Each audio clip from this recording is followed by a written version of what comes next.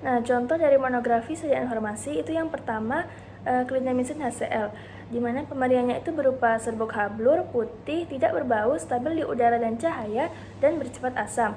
Lalu kelarutan itu mudah larut dalam air, dimetilformamida, dan metanol. Dan clindamycin HCl itu sukar larut dalam etanol. Yang ketiga ada baku pembanding menggunakan baku pembanding farmakope Indonesia, yaitu tidak boleh dikeringkan sebelum digunakan.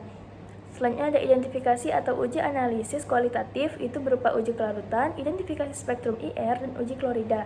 Nah, pada pH itu antara 3,0 sampai 5,5.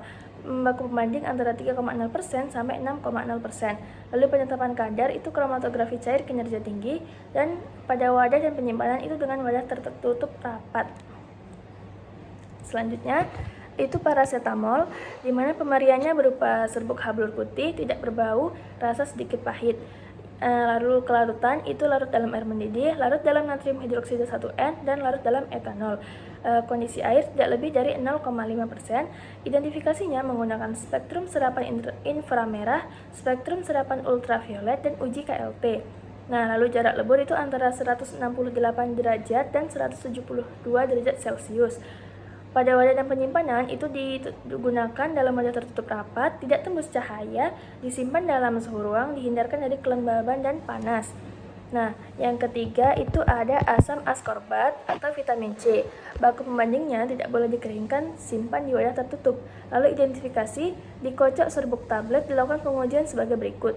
Yang pertama difiltrat memenuhi identifikasi B, lalu ditambahkan 4 tetes biru metilen 2 ml filtrat, dan yang ketiga ditambahkan 15 ml asam trikloroasetat 1 ml filtrat, digojok dan disaring. Untuk keseragaman sediaan itu memenuhi syarat. Nah, wadah dan penyimpanan itu tertutup dan tidak tembus cahaya. Disolusinya, prosedur penggabungan itu media disolusi 900 ml air, alat tipe 250 rpm, waktu 45 menit. Prosedurnya dilakukan penetapan C6H8O6 yang terlarut.